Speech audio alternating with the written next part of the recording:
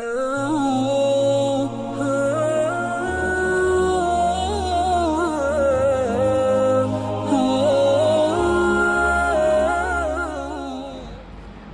علیکم ورحمۃ اللہ وبرکاتہ.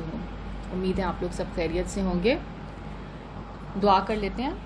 اعوذ باللہ من الشیطان الرجیم. بسم اللہ الرحمن الرحیم. الحمد للہ الذی ہدانا لہذا وما کننا لنہتدی لولا ان ہدانا اللہ. خدا کا شکر ہے جس نے ہم کو یہاں کا راستہ دکھایا، اور اگر خدا ہم کو راستہ نہ دکھاتا تو ہم راستہ نہ پا سکتے. اللہم ارنا الاشیاء کما ہی. اے اللہ ہمیں چیزیں ویسی دکھائیے جیسے کہ وہ ہیں. اللہم ارنا الحق حقا وارزقنا اتباعہ وارنا الباطل باطلا وارزقنا اجتنابہ. اے اللہ ہمیں سچ کو سچ دکھائیے اور اس کی پیروی کرنے کی توفیق عطا فرمائیے، اور اے اللہ ہمیں غلط کو غلط دکھائیے اور اس سے بچنے کی توفیق عطا فرمائیے. اللہم انفعنا بما علمتنا وعلمنا ما ینفعنا وزدنا علما. اے اللہ ہمیں فائدہ پہنچائیں اس علم سے جو ہم حاصل کریں، اور ہمیں وہ علم سکھائیں جس سے ہمیں فائدہ ہو، اور ہمیں علم میں بڑھائیں.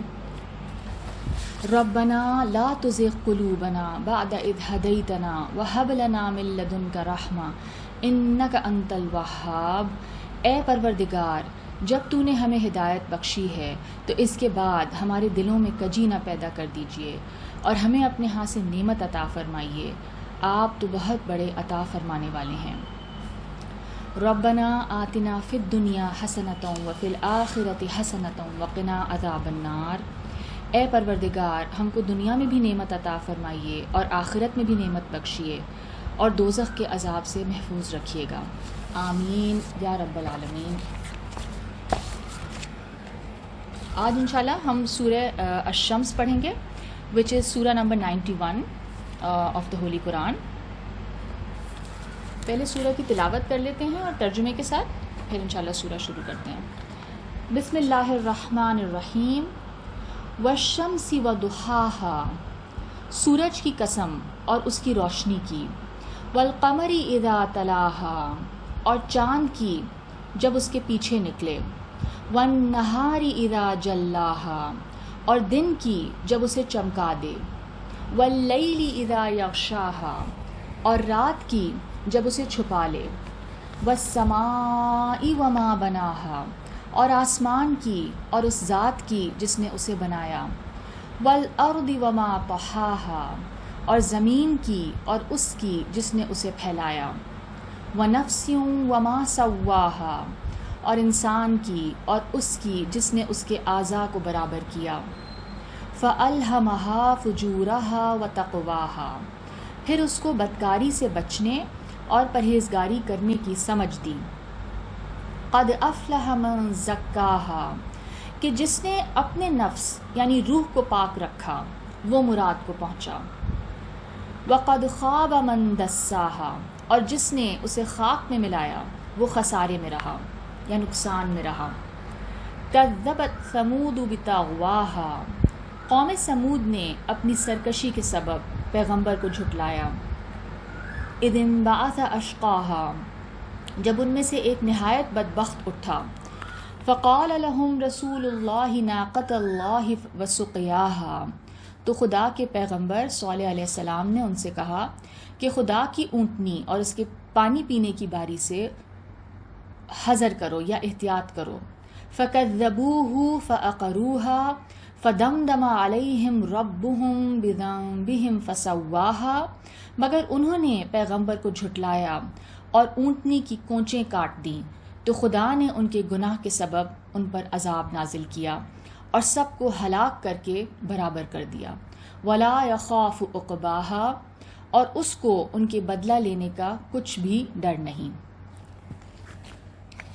تو یہ ہے سورہ الشمس which is as you all know مکی سورہ. پچھلی سورت جو ہم نے پڑھی تھی یعنی سورہ بلد، اس کے آخر میں ہم نے دیکھا تھا کہ دو قسم کے لوگوں کا ذکر تھا. ایک دائیں ہاتھ والے خوش قسمت لوگ اور دوسرے بائیں ہاتھ والے بدبخت لوگ. اور یہ بھی بتایا گیا تھا کہ ان خوش قسمت لوگوں کی کیا کوالٹیز تھیں، ان کے کیا صفات تھیں. اب اس صورت میں ہم دیکھیں گے یعنی سورہ الشمس میں انہی دو گروپس کا ذکر ہے، لیکن ایک اور انداز سے کیا گیا ہے. یعنی خوش قسمت لوگ کون ہوں گے؟ خوش قسمت لوگ وہ ہوں گے جو تزکیہ نفس کریں گے، جو اپنے سول کو پیوریفائی کریں گے، اور بدقسمت وہ ہوں گے جو اس تزکیے سے محروم رہیں گے یا اس تزکیے کو نہیں اپنائیں گے یا اس کے لیے کوئی ایفرٹ نہیں کریں گے. اس صورت میں ہم دیکھیں گے کہ قوم سمود کی تباہی کا بھی ذکر ہے، جس کے ذریعے جو مکذبین پیغمبر تھے، جو پیغمبر کو جھٹلا رہے تھے حضرت صالح علیہ السلام کو، ان کو یا یہاں پہ جو اہل مکہ تھے ٹھیک ہے، جو رسول اللہ صلی اللہ علیہ وسلم کو جھٹلا رہے تھے، ان کو ایک میسج دینا مقصود ہے. اور وہ کیا ہے کہ ان کا انجام بھی کچھ ڈفرینٹ نہیں ہوگا، کیونکہ قوم سمود نے بھی اپنے پیغمبر کو جھٹلایا تھا اور اہل مکہ بھی یہی کر رہے تھے جو مشرکین مکہ تھے. تو ان کو کیا بتایا جا رہا ہے کہ جو قوم سمود کا انجام ہوا تمہارا بھی وہی انجام ہوگا، کیونکہ تم بھی وہی کام کر رہے ہو. تو ان کو وارن کیا جا رہا ہے. آیت نمبر 1 till 7 میں ہم دیکھیں گے کہ 11 چیزوں کی قسمیں کھائی گئی ہیں. اہل تفسیر اس حوالے سے یعنی جو جواب قسم ہے اس کے بارے میں اختلاف ہے، ڈفرینس آف اوپینین ہے، یعنی کہ یہ قسمیں کس مدعا یا کس بات کو اسٹیبلش کرنے کے لیے کھائی گئی ہیں. جواب قسم جیسے آپ کو میں پہلے اس کا ذکر کر چکی ہوں کہ جواب قسم کیا ہوتا ہے، یعنی کچھ قسمیں کھائی جاتی ہیں کسی بات کو اسٹیبلش کرنے کے لیے. تو وہ قسمیں کھا کے پھر جو بات آتی ہے یعنی ان قسموں کے بعد وہ یعنی اس بات کے لیے وہ قسمیں کھائی جا رہی ہوتی ہیں ٹو اسٹیبلش دیٹ فیکٹ. تو اس کے اوپر جو اہل تعویل ہیں، جو مفسرین ہیں، ان کے اختلاف ہے کہ یہ قسمیں کس چیز کے لیے کھائی گئی ہیں.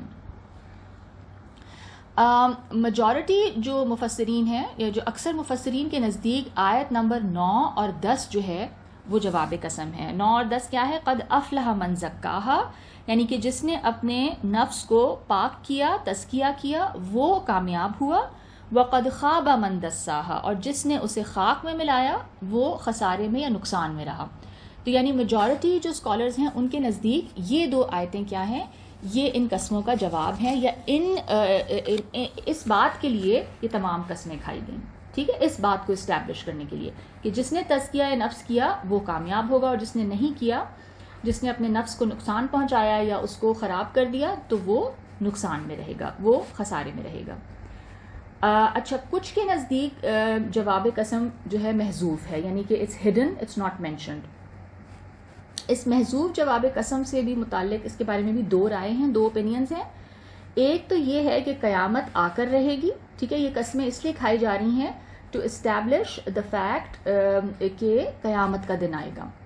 اور دوسرا امام زمخشری کے نزدیک محذوف جواب قسم یوں ہے، اللہ تعالیٰ ان مکے والوں پر محمد صلی اللہ علیہ وسلم کو جھٹلانے کی وجہ سے ضرور بالضرور عذاب بھیجے گا، جس طرح اس نے سمود پر عذاب بھیجا تھا.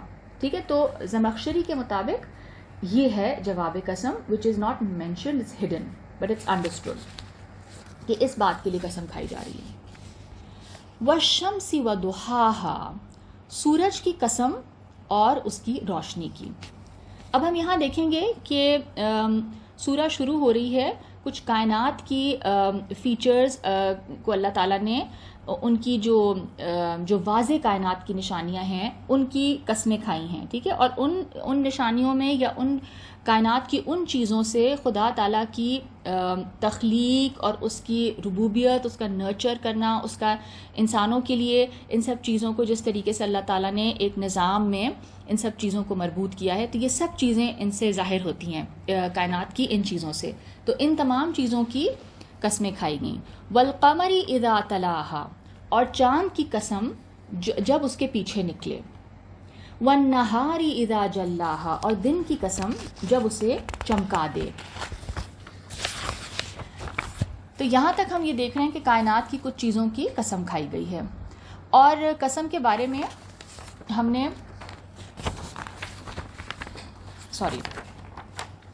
واللیل اذا یغشاہا، اور رات کی جب اسے چھپا لے. والسماء وما بناہا، اور آسمان کی قسم اور اس ذات کی قسم جس نے اسے بنایا. اچھا، اب یہاں پہ آپ یہ نوٹس کریں کہ اس آیت میں یہ جو ما آ رہا ہے، بیسکلی ما از اے پروناؤن، ٹھیک ہے، یعنی واٹ یا دیٹ. تو یہاں پہ جب ہم اس کا ترجمہ اس کو ایز اے ریلیٹیو پروناؤن لیں گے یا اس میں موصولہ لیں گے تو یہ بنے گا ترجمہ اور آسمان کی قسم اور اس ذات کی جس نے اسے بنایا. ٹھیک ہے، یعنی کہ ہو، یعنی ہی ہو، اس کی بھی قسم کھائی جا رہی ہے جس نے آسمان کو بنایا. اور اگر اس کو یعنی کچھ اہل تفسیر نے اس کو ایک اور طرح سے انٹرپریٹ کیا ہے. اس ماں کے بارے میں ہم یہ دیکھیں گے کہ جو اہل تفسیر ہیں ان کے دو اوپینینز ہیں. کچھ کے نزدیک یہ ماں موصولہ ہے یعنی کہ ہو، ٹھیک ہے، اور کچھ کے نزدیک یہ ماں مصدریہ ہے یعنی کہ جیسے اسے بنایا گیا، یعنی اس کی بناوٹ اس، اور قسم ہے آسمان کی اور جیسے اسے بنایا گیا، کہ کیا بنایا گیا. ٹھیک ہے، تو یہ بھی اس کا ترجمہ ہو سکتا ہے. اور جب اگر ہم اس کو موصولہ لیتے ہیں یعنی ایز اے پروناؤن لیتے ہیں کہ ہی ہو کریٹڈ اٹ، تو اس کی صورت میں اس کا مطلب ہوگا قسم ہے آسمان کی اور جس نے اس کو بنایا. یعنی یہاں پر آسمان کی قسم بھی کھائی گئی ہے اور آسمان کے بنانے والے کی بھی قسم کھائی گئی ہے. یعنی یہاں پر ماں جو ہے وہ من کے معنوں میں استعمال ہوا ہے. ٹھیک ہے، یعنی ہو، ہی ہو. امام ابن جریر طبری رحمۃ اللہ علیہ نے اپنی تفسیر میں ماں موصولہ یعنی یہ جو ماں جس کو ہم کہہ رہے ہیں نا ریلیٹیو پروناؤن، یعنی ماں بمعنی من کے لیے کچھ اور ایویڈنس بھی قرآن سے دیے کہ قرآن پاک میں ماں کا جو پروناؤن ہے اس کو ہو کے معنوں میں بھی یوز کیا گیا ہے اور کچھ جگہوں پہ. تو ہی از اسٹیبلشنگ دا فیکٹ کہ دس، یعنی وہ اس میننگ کو پریفر کر رہے ہیں. ٹھیک ہے، اور اس کے لیے انہوں نے ایویڈنس اور قرآن سے دی ہے. سورہ بلد کی آیت نمبر 3 میں وہ کہتے ہیں کہ اللہ تعالیٰ نے فرمایا ہے وہ والدیوں وما ولد، اور باپ یعنی آدم اور اس کی اولاد کی قسم. ٹھیک ہے، یعنی تو یہاں پہ ہی who has been given birth یعنی کہ جو اس کی اولاد ہے. تو یہاں پہ ماں پھر کس معنی میں آ رہا ہے؟ پروناؤن کے معنی میں آ رہا ہے. ٹھیک ہے، موصولہ کے معنی میں. سورہ نساء کی آیت نمبر 22 میں بھی اسی طرح ماں کا استعمال ہوا ہے. ولا تنکحوا ما نکح آباؤکم من النساء، اور جن عورتوں سے تمہارے باپ نے نکاح کیا ہو ان سے نکاح مت کرو. ٹھیک ہے، یعنی ان کے معنوں میں آ رہی ہے. عربی زبان میں ہم دیکھتے ہیں کہ غیر عاقل کے لیے اس میں موصولہ ما استعمال کیا جاتا ہے یعنی کہ دیٹ یا واٹ. ٹھیک ہے، ما اس کے لیے استعمال کیا جاتا ہے غیر عاقل کے لیے. اور عاقل کے لیے ہمیشہ من استعمال ہوتا ہے، یعنی ہو کے لیے ہمیشہ من ہوتا ہے، یعنی who is used for human beings.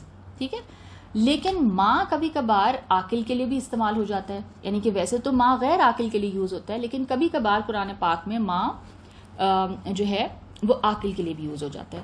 تو اس صورت میں اس کو من کے معنی میں لیا جائے گا. ٹھیک ہے، اس کو ہو ٹرانسلیشن اس کا پھر ہو کیا جائے گا. آپ سمجھ رہے ہیں؟ Hope you are following me, it's not that difficult.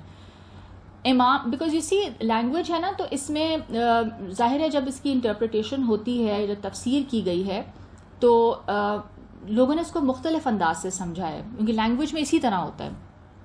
امام طبری لکھتے ہیں کہ ماں مصدریہ بھی ہو سکتا ہے اور اس صورت میں اس کا معنی ہوگا آسمان کی قسم اور جس طرح اس کو بنایا گیا، یعنی کیا بنایا گیا، اس کی بناوٹ کی قسم. ٹھیک ہے نا، یعنی اس کی آپ بناوٹ کی طرف اللہ تعالیٰ اس کی قسم کھا رہے ہیں کہ کیا شاندار بناوٹ ہے، اس کی قسم میں کھاتا ہوں. ٹھیک ہے، امین احسن اصلاحی صاحب کے خیال میں یہاں پر ماں مصدریہ ہی ہونا چاہیے. وہ لکھتے ہیں کہ ماں مصدریہ کے متعلق یہ بات بھی ذہن میں رکھیے کہ یہ فعل کو صرف مصدر کے معنی میں کر دینے ہی کے لیے نہیں آتا، یعنی کہ یہ صرف اس لیے نہیں آتا کہ اس کا میننگ چینج کر دیں کہ بس بناوٹ کی قسم، بلکہ یہ اس لیے بھی آتا ہے کہ وہ اس کام میں، یعنی اس جو کام ہوا ہے یا جو چیز نظر آ رہی ہے اس میں جو قدرت ہے، جو شان ہے، جو اس میں جو ایک باؤنٹی ہے، جو فیض بخشی ہے، جو اس میں وزڈم نظر آ رہا ہے، یعنی جس طرح آسمان کی بناوٹ ہے اس میں جو حکمت نظر آ رہی ہے، جو حیرت انگیز اس میں جو آپ کو ایک کریٹیوٹی نظر آ رہی ہے کہ کس طرح یعنی وہ بنایا ہے، حیران رہ جاتا ہے انسان. تو اس کی یہ سب چیزیں جو نظر آتی ہیں وہ ان کو ظاہر کرنے کے لیے، ٹھیک ہے، ان سب کی طرف یہ توجہ دلاتا ہے، اس طریقے سے کسی چیز کی طرف اشارہ کر کے اس کی قسم کھانا. بہرحال ہم یہ دیکھتے ہیں کہ زیادہ تر جو اسکالرز ہیں انہوں نے اس کو ما موصولہ ہی مانا ہے، یعنی کہ آسمان کی قسم اور اس ذات کی جس نے اس کو بنایا، اس آسمان کو بنایا۔ غلام احمد پرویز صاحب نے بھی اس کو مصدریہ کے معنی میں لیا ہے، اور اس کا مفہوم یوں لکھا ہے: فضا کی بلندیوں میں اجرام فلکی یعنی گیلیکسیز اور جس انداز سے انہیں بنایا گیا، یعنی کہ اگر آپ اس کو یوں دیکھیں کہ یعنی کہ جو فضا کی جو بلندیاں ہیں، جو ہائٹس ہیں، اور پھر جو گیلیکسیز ہیں یعنی اسپیس میں، اور پھر جس انداز سے ان کو بنایا گیا، تو مطلب وہ کیا یعنی اس کا امپیکٹ ہوگا، کیا حیرت انگیز ہے یعنی یہ اسپیس۔ جبکہ آیت اللہ ناصر مکارم شیرازی کے خیال میں یہاں ما موصولہ ہونا زیادہ مناسب ہے۔ تو یہ آپ کو تھوڑا سا میں ڈفرینس آف اوپینین بتانے کے لیے اس کو تھوڑا سا میں نے کچھ ڈفرینٹ کوٹس لے لیے، because we must understand that difference of opinion is very healthy, there is nothing wrong with difference of opinion, and it adds I think it adds richness to the text، اور اس کی understanding میں اور مزید وسعت آتی ہے اور richness آتی ہے۔ تو اس طریقے سے ڈفرینٹ اوپینینس کو جب دیکھا جائے تو بڑا اچھا لگتا ہے، آپ کو ڈفرینٹ اینگل سے بات سمجھ میں آتی ہے۔ وَالْأَرْضِ وَمَا طَحَاهَا، اور زمین کی قسم اور اس کی قسم جس نے اسے پھیلایا، ٹھیک ہے، یعنی اس ذات کی قسم۔ اگین اس میں بھی وہی دونوں چیزیں آ رہی ہیں، اور اگر ہم اس کا دوسرا مطلب کرتے ہیں مصدریہ، اور قسم ہے زمین کی اور جیسا کچھ اس کو پھیلایا گیا، یا اس کے پھیلاؤ کی قسم، کس طریقے سے اس کو پھیلایا گیا۔ یہاں تک ہم دیکھتے ہیں کہ کائنات کی کچھ چیزوں کی قسم کھائی گئی ہے، اور قسم کے بارے میں ہم نے پہلے بات کی ہے کہ اس کا مقصد کسی حقیقت یعنی کسی فیکٹ یا کسی دعوے یعنی کسی کلیم کو ثابت کرنے کے لیے ایک ایویڈنس کے طور پہ کسی چیز کو پیش کرنا ہے، ٹھیک ہے، یہ مقصد ہے قسم کھانے کا۔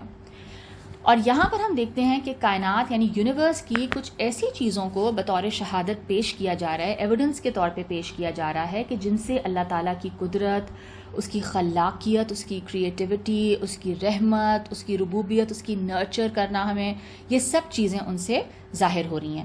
اس کے بعد اللہ تعالیٰ نے انسان کے جو اپنا نفس ہے یعنی انسان، مین ہمسیلف، اس کو بطور شہادت پیش کیا۔ وَنَفْسٍ وَمَا سَوَّاهَا، اور انسان کی قسم اور اس کی قسم جس نے اس کے اعضاء کو برابر کیا، ٹھیک ہے، اور قسم ہے نفس کی اور جیسے کہ اس کو بنایا، یعنی اس کی بناوٹ کی قسم۔ یہاں پر نفس سے کیا مراد ہے؟ یا تو انسان کا پورا وجود ہے، یعنی آپ کی پوری بینگ ہے کہ جس کے اندر آپ کا جسم بھی ہے، آپ کی عقل بھی ہے، ٹھیک ہے، دونوں چیزیں ہیں، یا پھر انسان کا صرف وہ ایسپیکٹ یا وہ پہلو جس کی وجہ سے انسان جو دوسری کریشن ہے، دوسری مخلوقات ہے، ان سے پھر وہ ممتاز ہو جاتا ہے اور وہ اشرف المخلوقات بن جاتا ہے۔ اور وہ کیا ہے؟ وہ انسان کی جو روح ہے۔ قرآن مجید میں ہم دیکھتے ہیں کہ جو لفظ نفس ہے وہ کئی معنوں میں استعمال ہوا ہے۔ ان میں سے ایک انسان کا، جیسے میں نے کہا، وہ ایسپیکٹ ہے جس کی وجہ سے وہ صاحب اختیار ہے، اس کے پاس فریڈم آف چوائس ہے، ٹھیک ہے، اس کے پاس ایک ول ہے، انڈیپینڈنٹ ول ہے اور ارادہ ہے، اور اس کے پاس عقل ہے اور اس کے پاس انٹلیکٹ ہے، ٹھیک ہے، وہ چیزوں کو سمجھتا ہے۔ تو انسان کی جو ڈیفینیشن ہے یا جو تعریف اور اس کی حقیقت، اس کی ریالٹی کے بارے میں ہم دیکھتے ہیں کہ جو پیپل آف ریلیجن، جو اہل مذہب ہیں یا جو فلسفی ہیں یا سائنسدان ہیں، ان سب نے بہت کچھ کہا ہے اور بہت کچھ لکھا ہے، ٹھیک ہے، سب کے ایک ڈفرینٹ اپروچ ہے انسان کو دیکھنے کی۔ سائنس آپ کو فزیکلی جو چیزیں فزیکلی آبزرویبل ہیں 5 سینسز سے، سائنس ان چیزوں کو ایکسپلور کرتی ہے۔ ریلیجن جو ہے وہ ایک میٹافزیکل ریالٹی کی بات کرتی ہے کہ اصل ریالٹی چھپی ہوئی ہے، اور وہ اس ریالٹی کی بات کرتی ہے، وہ اس پرسپیکٹو سے دیکھتی ہے انسان کو۔ تو مسلم اہل علم کے خیال میں انسان جو ہے وہ اس نفخ خداوندی، اس ڈیوائن سپارک جو اللہ تعالیٰ نے جو ہمارے اندر پھونکی ہے، اپنی روح میں سے جو پھونکا ہے، اس کی وجہ سے ہم تمام کریشن سے کیا ہو گئے ہیں؟ ممتاز ہو گئے ہیں، اشرف ہو گئے ہیں۔ اور یہ وہ سپارک ہے یا یہ وہ روح ہے جو خدا تعالیٰ نے ہر انسان میں پھونکی ہے اور اس کو اپنے آپ سے ایسوسیٹ کیا ہے، میں اپنی روح میں سے پھونکتا ہوں۔ جیسا کہ ہم دیکھتے ہیں کہ سورہ الحجر میں آیت نمبر 29، فَإِذَا سَوَّيْتُهُ وَنَفَخْتُ فِيهِ مِن رُّوحِي فَقَعُوا لَهُ سَاجِدِينَ، جب اس کو صورت انسانیہ میں درست کر لوں، یعنی انسان کو جب میں اس کی صورت بنا لوں اور اس میں اپنی روح پھونک دوں تو اس کے آگے سجدے میں گر پڑنا. یہ اللہ تعالیٰ فرشتوں کو فرما رہے تھے. اس نفخ روح کی وجہ سے، یعنی یہ جو روح ہمارے اندر پھونکی گئی ہے اللہ تعالیٰ کی طرف سے، انسان جو ہے وہ مسجود ملائکہ بن گیا. یعنی وہ اس کا سٹیٹس ایلیویٹ ہو گیا، اور اللہ تعالیٰ نے پھر جب یہ روح پھونک دی گئی ہمارے اندر حضرت آدم علیہ السلام کے اندر، تو پھر کیا کہا اللہ تعالیٰ نے؟ فرشتوں کو کہا کہ اس کے آگے سجدہ کرو. یعنی وہ کوئی ایسی چیز ہے جو کہ اللہ تعالیٰ نے اپنے آپ سے ایسوسیٹ کیا جس کو، اور کہا کہ میں پھونکتا ہوں، تو ایک ڈیوائن سپارک اس کو کہہ لیں. اس کی وجہ سے انسان اتنا آنریبل ہو گیا کہ فرشتوں کو حکم دیا گیا کہ اس کے آگے سجدہ کرو. ٹھیک ہے، ورنہ اس سے پہلے تو وہ ایک محض گوشت پوست کا انسان تھا یا مٹی کا پتلا تھا. اسی طرح ہم دیکھتے ہیں کہ سورہ سجدہ آیت نمبر 9 میں اللہ تعالیٰ فرماتے ہیں ثم سواہ ونفخ فیہ من روحہ وجعل لکم السمع والابصار والافئدہ قلیلا ما تشکرون. پھر اس کو درست کیا، پھر اس میں اپنی طرف سے روح پھونکی اور تمہارے کان اور آنکھیں اور دل بنائے، مگر تم بہت کم شکر کرتے ہو. نفخ روح کے بعد، یعنی وہ روح پھونک دینے کے بعد، وہ انسان جو ہے وہ مخاطب ہونے کے قابل بنا. یعنی یعنی وہ اتنا آنریبل ہو گیا کہ اللہ تعالیٰ نے پھر اس سے خود کلام کیا. اسی روح کی نسبت جب انسان کی طرف ہوتی ہے، یعنی جب اس کو انسان سے ایسوسیٹ کیا جاتا ہے تو اسے نفس کہا جاتا ہے. جب ہم اسے اللہ سے ایسوسیٹ کرتے ہیں تو پھر ہم اس کو روح کہتے ہیں. اور اسی روح کو علامہ اقبال نے اپنے کلام میں خودی کہا ہے. ٹھیک ہے، انسان کا جو نفس ہے. اسی سے انسان میں ہم دیکھتے ہیں کہ عقل، ادراک، پرسیپشن کی ایبلٹی اور شعور، اویئرنیس آتی ہے. اور پھر نیکسٹ لیول کیا ہے؟ سیلف اویئرنیس، جو کہ صرف انسان میں ہے، جانور میں نہیں ہے. ٹھیک ہے، تو یہ سب صفات انسان میں پیدا ہو جاتی ہیں. اور یہی انسان کا وہ حصہ ہے جس کو ہم ذات یا شخصیت کہتے ہیں، پرسنالٹی بھی کہتے ہیں. اور اس پرسنالٹی، اس ذات، اس نفس، اس بینگ کی جو نشو و نما ہے، اس کو جو نرچر کرنا ہے، اس کو جو گرو کرنا ہے، اس کو جو گروم کرنا ہے، ڈیولپ کرنا ہے، اس کو تزکیہ کہتے ہیں. ٹھیک ہے، تزکیہ نفس. اب یہ جو آیت جو ابھی ہم ڈسکس کر رہے ہیں، زیر بحث آیت میں جو لفظ نفس سے متعلق ہم دیکھتے ہیں کہ کچھ اہل علم کا خیال ہے کہ اس سے مراد، جیسے میں نے کہا، انسان کا پورا وجود ہے، یعنی جسم بھی انکلوڈڈ ہے اور روح بھی. جبکہ کچھ لوگوں کے نزدیک کیا ہے کہ نفس سے مراد صرف روح ہے. یہاں پہ اللہ تعالیٰ صرف روح کی طرف اشارہ کریں یا صرف اس کی قسم کھا رہے ہیں. فَأَلْهَمَهَا فُجُورَهَا وَتَقْوَاهَا، پھر اس کو بدکاری سے بچنے، یعنی ایول سے بچنے اور پرہیزگاری کرنے کی سمجھ دی، یعنی اچھے کام کرنے کی سمجھ دی. الہام، یعنی جو الہمہا کا جو ورڈ ہے، الہام کا روٹ ورڈ ہے لام ہا میم، جس کے معنی ہیں کسی چیز کو اچھی طرح چبا کر نگلنا. ٹھیک ہے، اچھی طرح چو کر کے کسی چیز کو سوالو کرنا. دل میں کسی بات کا ڈالنا یا کسی چیز کو شخصیت کا حصہ بنا لینا، اپنی پرسنالٹی کا حصہ بن جانا. اور ایز اے ٹرم، اصطلاح جو ہے اس میں الہام کیا اس کا مطلب کیا جاتا ہے کہ باہر سے کسی بات کا دل میں آ جانا، کسی بات کا باہر سے آپ کے دل کے اندر آ جانا. اور اگر یہ نبی پر آئے تو پھر اس میں غلطی کا کوئی امکان نہیں ہے، اور پھر یہ کیا ہوگا؟ پھر یہ وحی کہلائے گی، پھر یہ 100% کریکٹ ہے. اور یہ کیا ہے؟ یہ وحی خداوندی ہے، یہ اللہ کی طرف سے آئی ہے. اور اگر کسی عام انسان پر آئے تو پھر اس میں غلطی کا امکان بھی ہو سکتا ہے، اور یہ بھی ہو سکتا ہے کہ وہ اللہ کے علاوہ کسی اور طرف سے آئی ہو. ٹھیک ہے، وہ ضروری نہیں ہے کہ وہ ٹھیک ہو سکتا ہے شیطان کی طرف سے ہو.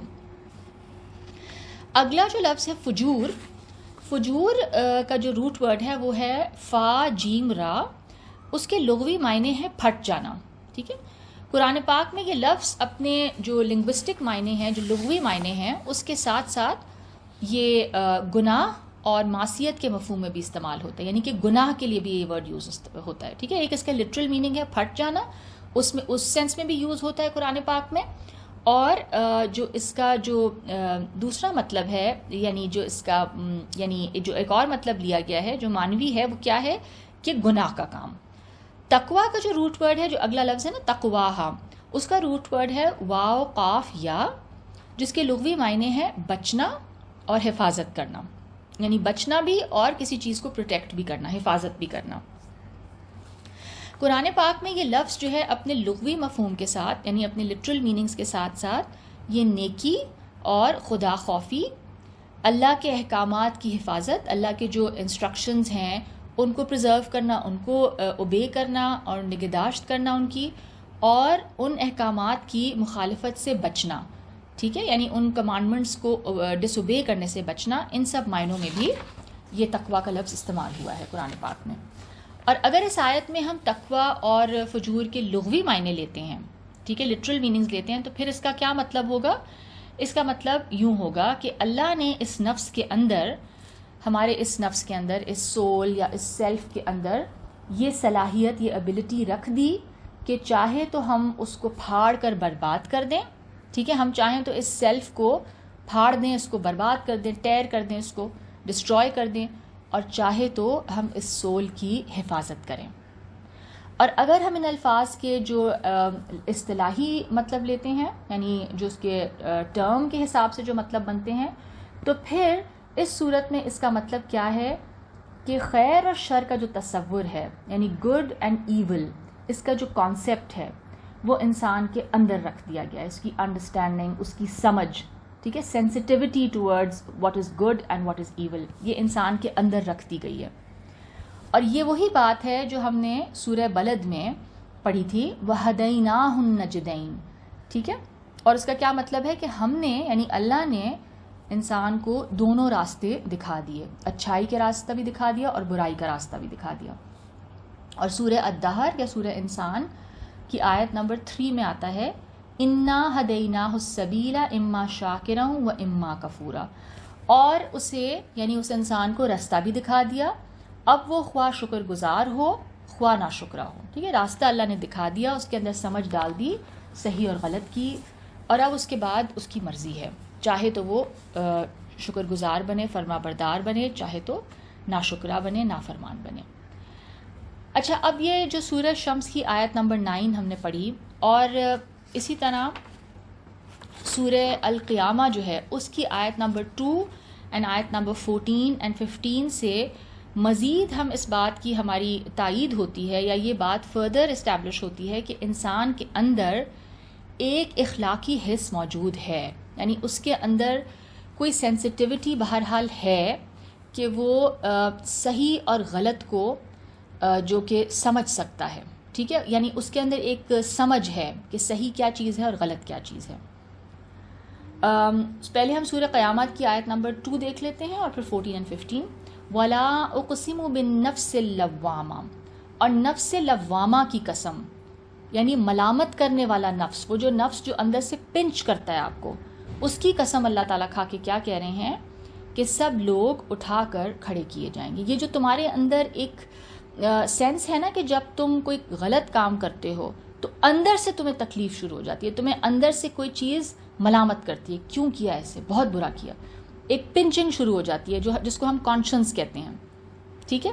تو یہ ایک چیز ہے جس کی اللہ تعالیٰ نے کیا کہا کہ میں اس کی قسم کھاتا ہوں، ٹھیک ہے، یعنی کہ یہ ایک انڈینائبل چیز ہے، ایک انڈینائبل ریالٹی ہے، ہر انسان اس کو محسوس کرتا ہے. اور اسی طرح آیت 14 بل الانسان علی نفسہ بصیرہ، بلکہ انسان آپ اپنا گواہ ہے، انسان خود جانتا ہے کہ وہ کیا کر رہا ہے. ولو القا معاذیرا، اگرچہ عذر و معذرت کرتا رہے، وہ جتنا بھی اپنے بیہیویئر کو جسٹیفائی کرے، وہ اندر سے جانتا ہے کہ جو اس نے کیا ہے وہ غلط ہے یا صحیح ہے، ٹھیک ہے، کیونکہ انسان ایکسکیوزز پیش کرتا ہے 100 طرح کے، یا جسٹیفائی کرتا ہے کسی غلط کام کو کرنے کے بعد. تو یہ آیتیں، ان آیتوں سے پھر ہم کیا ڈرائیو کر سکتے ہیں؟ یہ بات بہت آسانی سے ہم اس سے ڈرائیو کر سکتے ہیں یا استدلال کر سکتے ہیں کہ انسان میں بہرحال ایک اخلاقی حص، ایک سینسٹیوٹی موجود ہے رائٹ اینڈ رانگ کے حوالے سے، جس کو ہم عام طور پر ضمیر یا کانشنس کہتے ہیں. اب اس کانشنس کی حقیقت کیا ہے، اس کی ریالٹی کیا ہے، اور اس کا خیر اور شر کے حوالے سے پیمانہ اگر وہ بنتا ہے ہمارے لیے کہ ہم اندر سے ہمارا ایک وہ ہوتا ہے نا جو اسکیلز ہیں کہ صحیح اور غلط کو جو ہم جج کرتے ہیں، تو اس کے بارے میں ہم یہ دیکھتے ہیں کہ ہسٹری میں، انسانی تاریخ میں بہت بڑے بڑے دماغ گزرے، عظیم دماغ، جنہوں نے اس چیز پہ بہت ریسرچ کی اور اس پہ تھیوریز پریزنٹ کی، تو لیکن ان کے ڈفرینس آف اوپینین ہیں اس کے بارے میں کہ کیا واقعی میں یہ کانشنس ہے اور یہ کیا صحیح فیصلہ کرتی ہے۔ اب فجور اور تقوی کو یہ جو آیت میں بتایا نا کہ اللہ تعالیٰ نے کیا کیا، اس آیت میں اللہ تعالیٰ فرما رہے ہیں کہ یہ جو نفس ہے اس کو الہام کر دیا اللہ تعالیٰ نے، اس کے اندر ڈال دیا، کیا اس کا فجور بھی اس کے اندر ڈال دیا، ٹھیک ہے، یعنی اس کے جو ابیلٹی ہے ٹو ڈس اوبے یا جو اپنے نفس کو خراب کرنے کی جو ابیلٹی ہے وہ بھی اس نفس کے اندر ہی رکھ دی، اور اس کے اندر کیا رکھ دیا، دی ابیلٹی ٹو اوبے اللہ تعالیٰ اینڈ ٹو ڈو گڈ، یعنی اچھا کام کرنے کی بھی ابیلٹی ہے اس نفس کے اندر، جس سے یہ نفس گرو کرے گا، جس سے یہ نفس جو ہے اپنے فل پوٹینشیل کو اچیو کرے گا، ٹھیک ہے، اور ساتھ ہی ساتھ اس کے اندر ایول جو ہے کرنے کی بھی ابیلٹی یا پوٹینشیل رکھ دیا گیا۔ تو الہام کا مطلب کیا ہے پھر یہاں پہ، فجور اور تقوی کو الہام کرنے کا مطلب، اس کے بارے میں ہم یہ دیکھتے ہیں کہ کچھ لوگوں کا یہ خیال ہے کہ گڈ اینڈ ایول جو ہے اس کی انڈرسٹینڈنگ یا خیر اور شر کا جو شعور ہے وہ انسان کے اندر موجود ہے، انیٹلی اللہ تعالیٰ نے رکھ دیا ہے، ٹھیک ہے، جیسے اس آیت سے سمجھ میں آ رہا ہے، یعنی ایک اوپینین یہ ایگزسٹ کرتا ہے۔ اور مذہب اس تصور کی مزید یاد دہانی کے لیے آتا ہے، یعنی اللہ تعالیٰ نے ایک انڈرسٹینڈنگ رکھ دی گڈ اینڈ ایول کی، اور پھر ریلیجن بھیج دیا، اللہ تعالیٰ نے اپنی کتاب بھیج دی اور اس سے مزید ایک ریمائنڈر ہمیں ملا، اور پھر ٹھیک ہے، تو ایک یہ اوپینین ہے۔ جبکہ کچھ لوگوں کا یہ خیال ہے کہ انسان کے اندر ہی یہ صلاحیت رکھ دی گئی ہے کہ وہ یعنی ابیلٹی ہے اس کے اندر، انڈرسٹینڈنگ نہیں ہے گڈ اینڈ ایول کی، اس کو یہ نہیں پتا کہ گڈ کیا ہے اور ایول کیا ہے، لیکن انڈرسٹینڈنگ ہے بہرحال کہ فجور کیا ہے اور تقوی کیا ہے، اور اس میں سے پھر اس کو فریڈم آف چوائس ہے اس کے پاس کہ وہ چاہے تو اچھا کرے اور چاہے تو برا کرے، ٹھیک ہے۔ تو I hope this is clear, یعنی کہ یہ جو سیکنڈ اوپینین ہے وہ یہ ہے کہ اس کو یہ تو نہیں پتا کلیئرلی کہ گڈ کیا ہے اور ایول کیا ہے، but he has the ability to do good and he has the ability to do evil. اور پھر اللہ تعالیٰ جب اللہ تعالیٰ ریویل کرتے ہیں اپنی کتاب، تو پھر اس کو پھر اس کی ڈیٹیلز دی جاتی ہیں کہ فجور کیا ہے اور تقوی کیا ہے، یعنی وہی سے اس کو پتہ چلے گا۔ اچھا، اب جو لوگ مذہب کو سورس آف نالج نہیں مانتے، پیپل ہو ڈینائی ریلیجن، اور جو فلاسفرز ہیں ان کا جو ڈینائی کرتے ہیں ریلیجن کو، ان کا بھی اس بارے میں ڈفرینس آف اوپینین ہے کہ کیا گڈ اینڈ ایول کا جو تصور ہے وہ ہر انسان میں پیدائش کے ساتھ ہی موجود ہوتا ہے، یا پھر جو سوسائٹی ہے وہ اس کو سکھاتی ہے کہ صحیح کیا ہے اور برا کیا ہے۔ کچھ فلاسفرز کیا کہتے ہیں کہ انسان جو ہے، human being is born with the innate ability to know what is good and what is evil, and some are of the opinion کہ نہیں، انسان جو ہے جب وہ پیدا ہوتا ہے وہ کلین سلیٹ ہے، اور سوسائٹی جو ہے وہ اس کو کنڈیشن کرتی ہے، سوسائٹی اس کو سکھاتی ہے کہ صحیح کیا ہے اور غلط کیا ہے، ٹھیک ہے۔ تو یہ ایک ڈبیٹ ہے جو کہ ہمیشہ سے رہی ہے، اور اگر یعنی ٹھیک ہے، اور اگر اس کے اندر یہ تصور موجود ہوتا ہے، یعنی پیدائش سے اگر اس کو پتہ ہے، یعنی اللہ تعالیٰ نے انیٹلی اگر اس کے اندر رکھا ہوا ہے، تو پھر کس حد تک ہے، does he have the full details کہ ہر چیز کا اس کو آئیڈیا ہے کہ کیا صحیح ہے کیا غلط ہے، اور کیا صرف ایک یا پھر صرف ایک لیٹ سے کہ بالکل ایک را ایک انڈرسٹینڈنگ ہے، ٹھیک ہے۔ بہرحال اس بات پر سب کا اتفاق ہے کہ انسان کا جو حیوانی پہلو ہے، جو ہماری اینیمل انسٹنکٹس ہیں ہمارے اندر، ٹھیک ہے، کچھ ایسے انسٹنکٹس ہیں ہمارے اندر جو کہ آبویسلی پیدائشی طور پر ہمارے اندر موجود ہیں، ٹھیک ہے۔ دا سیلف پریزرویشن انسٹنکٹ، سب سے جو اسٹرانگیسٹ انسٹنکٹ ہے وہ کیا ہے، سروائیول انسٹنکٹ جو ہے، ٹھیک ہے نا، تو وہ بہت اسٹرانگ ہے انسان کے اندر۔ اسی طرح دوسرے انسٹنکٹس بھی رکھے گئے انسان کی حفاظت کے لیے۔ اب یہاں پہ جو قسمیں کھائی گئی ہیں، ان کا جواب قسم کیا ہے، اس میں بھی جو اسکالرز ہیں ان کا ڈفرینس آف اوپینین ہے. میجورٹی کے نزدیک جواب قسم اگلی آیت ہے، اور اگلی آیت کیا ہے؟ یہی والی قد افلح من زکاہا، کہ جس نے اپنے نفس کو کا تزکیہ کیا، پیوریفائی کیا، اس کو گرو کیا، وہ کامیاب ہوگا. اچھا، اب کچھ کے نزدیک ہم یہ دیکھتے ہیں کہ جواب قسم محذوف ہے، یعنی ہڈن ہے، مینشن نہیں ہے. صاحب کشاف امام زمخشری کے نزدیک یہ محذوف جواب کیا ہے؟ ان کے مطابق اللہ تعالیٰ اہل مکہ پر اسی طرح عذاب مسلط کرے گا جس طرح اس نے قوم سمود پر کیا تھا. ٹھیک ہے، اس بات کو اسٹیبلش کر رہے ہیں اللہ تعالیٰ، وارن کر رہے ہیں اہل مکہ کو. جس خدا کے نظام اور قانون کی کار فرمائی تم اس کائنات میں دیکھ رہے ہو، یعنی جس طرح تم یہ ساری، یہ سورج، یہ چاند، یہ نفس، یعنی یہ سب چیزوں کو تم دیکھ رہے ہو کہ کس طریقے سے اللہ تعالیٰ نے ان کو بنایا، اور خود تمہارے جو اپنا نفس ہے اس کو بھی دیکھو. تو اس کے بعد پھر کیا خدا کی طرف سے یہ محمد صلی اللہ علیہ وسلم بھیجا ہوا پیغمبر ہے، اسی خدا نے اس کو بھیجا ہے، اور ان سے پہلے اور بھی انبیاء آئے. تو جن قوموں میں انبیاء آئے ان کے بارے میں خدا کا نظام اور قانون کیا ہے؟ وہی ہے جس سے قوم سمود کو گزرنا پڑا. ٹھیک ہے نا، یعنی یہ اللہ تعالیٰ کا قانون ہے. جس طرح اللہ تعالیٰ نے نیچر میں باقی کائنات کی چیزوں کے لیے قوانین بنائے ہیں، اسی طرح اپنے انبیاء کے حوالے سے بھی کچھ قوانین ہیں کہ جب انبیاء کو بھیج دیا جاتا ہے قوم کے پاس اور وہ اپنا میسج کنوے کر دیتے ہیں، ٹھیک ہے، تو حجت تمام ہو جاتی ہے. اس کے بعد سمجھنے کے بعد، اس نبی کی بات کو سمجھنے کے بعد جو ڈینائی کرے گا تو اس کے لیے پھر سروائیول نہیں ہے. اس قوم کے لیے پھر اس کا وہی انجام ہوگا جو قوم سمود کا انجام ہوا، جو اس سورہ میں اللہ تعالیٰ نے جن کا ذکر کیا ہے. یعنی اس قوم نے بھی نبی کی بھرپور مخالفت کی، تکذیب کی، جھٹلایا اس کو، جس کے نتیجے میں اس قوم پر عذاب آیا. اے اہل مکہ، اگر تم اپنی تکذیب کی روش سے باز نہیں آؤ گے، تم بھی اگر یہی کرتے رہو گے، نبی کو جھٹلاتے رہو گے، اس کو ڈینائی کرتے رہو گے، تو پھر اللہ تعالیٰ کا وہ قانون تم پر بھی لاگو ہو جائے گا. ٹھیک ہے نا، کہ وہ تو اللہ کا قانون ہے. اور کچھ اہل تفسیر کے نزدیک ہم دیکھتے ہیں جواب قسم کیا ہے کہ تم ضرور اٹھائے جاؤ گے، قیامت کے دن تم اٹھائے جاؤ گے. اس کو جواب قسم اگر ہم مانتے ہیں تو اس کی صورت میں پھر پچھلی آیات میں جو ذکر کردہ جو کائنات کی تمام جو مادی اور غیر مادی نعمتیں ہیں جن کا اللہ نے ذکر کیا ہے، ان سے پھر جیسے ہم نے بات کی کہ اللہ کی کریٹیوٹی، اس کی قدرت، اس کی ربوبیت اور اس کی رحمت کا بھرپور اظہار ہوتا ہے. اور پھر یہ بات ثابت کرنے کے لیے کافی ہے کہ جس نے یہ سب چیزیں بنائی ہیں، جس نے یہ سب نعمتیں تمہیں دی ہیں، تو وہ پھر حساب اور کتاب اور بدلے کا ایک دن بھی لائے گا. ٹھیک ہے، کیونکہ وہ خدا جس کی صفات کا اظہار کائنات کی ان تمام چیزوں میں ہو رہا ہے، تو پھر اس خدا کی صفات کا لازمی تقاضا ہے کہ پھر وہ ایک یوم حساب بھی برپا کرے گا. ٹھیک ہے، یہ اس کی حکمت کا تقاضا ہے کہ ایسا ہو. قد افلح من زکاہا، کہ جس نے اپنے نفس یعنی روح کو کا تزکیہ کیا، اس کو پاک کیا، وہ مراد کو پہنچا، وہ کامیاب ہو گیا. اچھا، زکا یہاں پہ جو زکاہا، ٹھیک ہے، جس نے اس نفس کو پاک کیا یا اس نفس کو گرو کیا، اس کو نرچر کیا.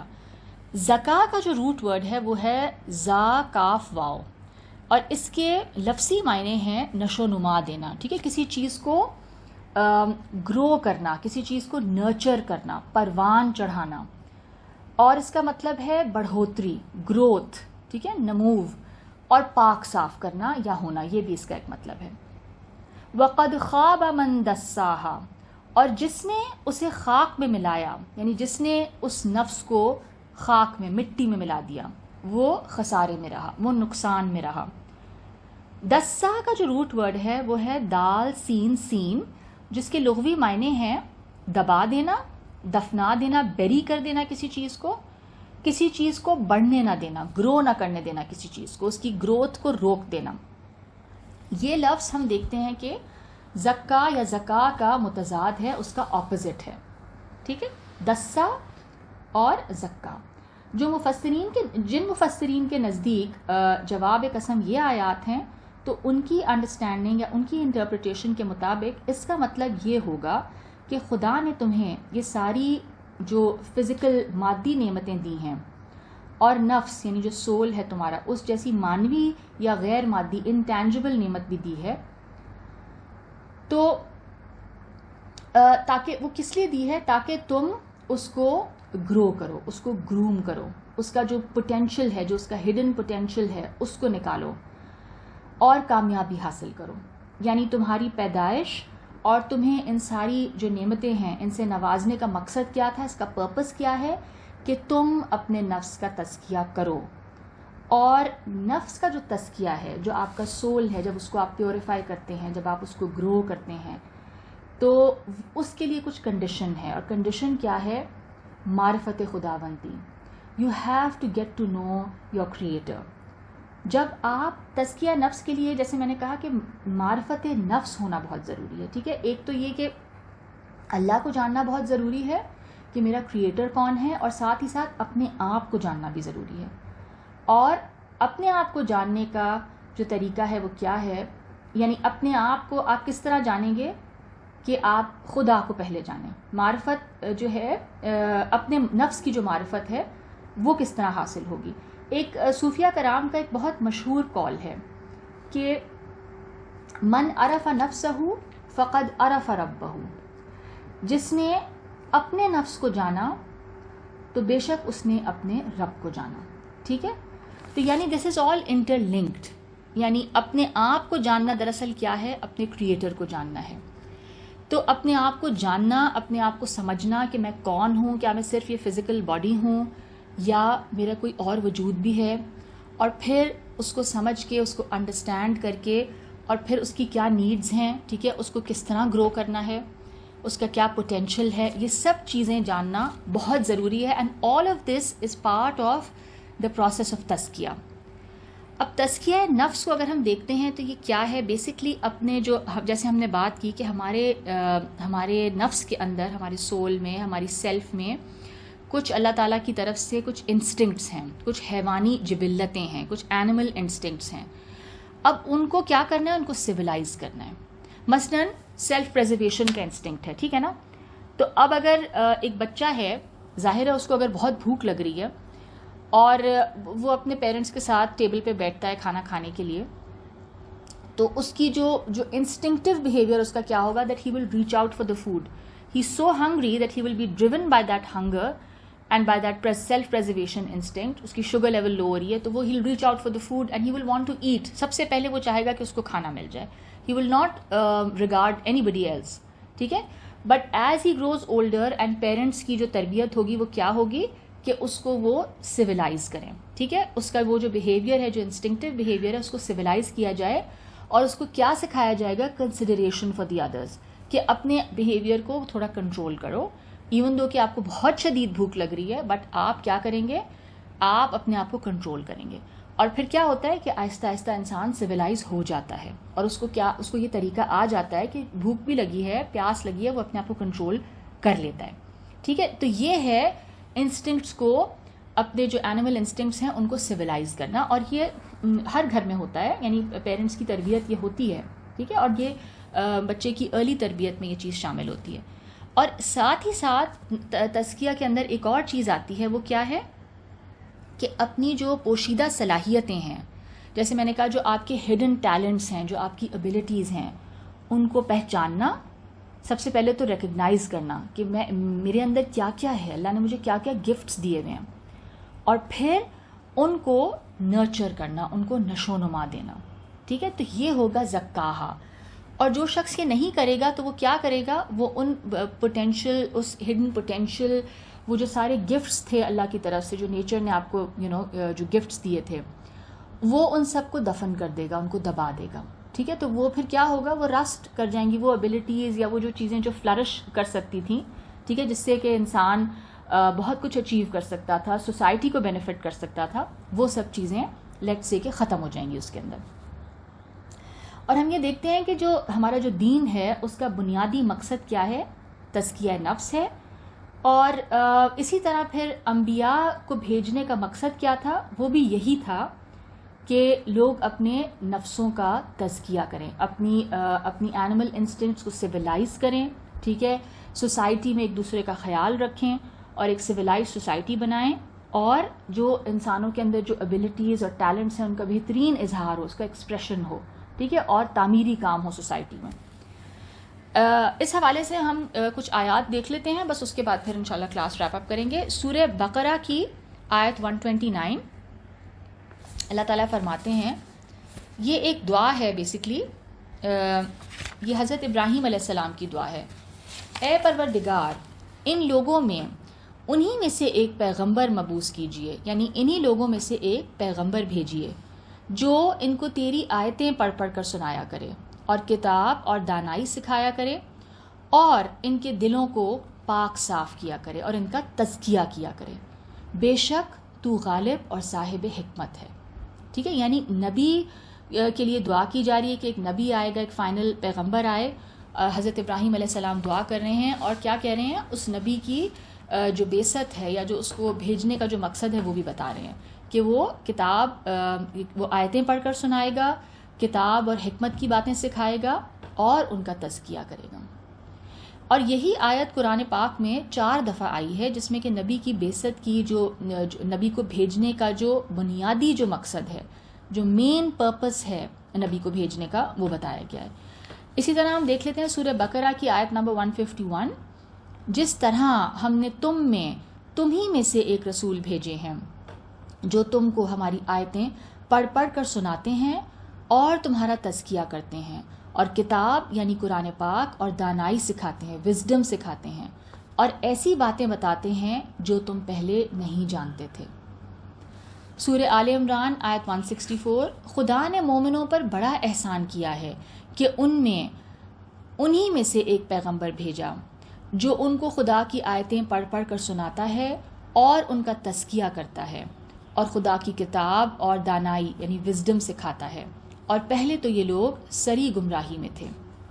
سورہ جمعہ کی آیت نمبر 2، وہی تو ہے جس نے ان پڑھوں میں انہی میں سے محمد صلی اللہ علیہ وسلم کو پیغمبر بنا کر بھیجا جو ان کے سامنے اس کی آیتیں پڑھتے ہیں اور ان کا تزکیہ کرتے ہیں اور خدا کی کتاب اور دانائی وزڈم سکھاتے ہیں، اور اس سے پہلے تو یہ لوگ سری گمراہی میں تھے. اسی طرح سورہ طٰہٰ کی آیت نمبر 76،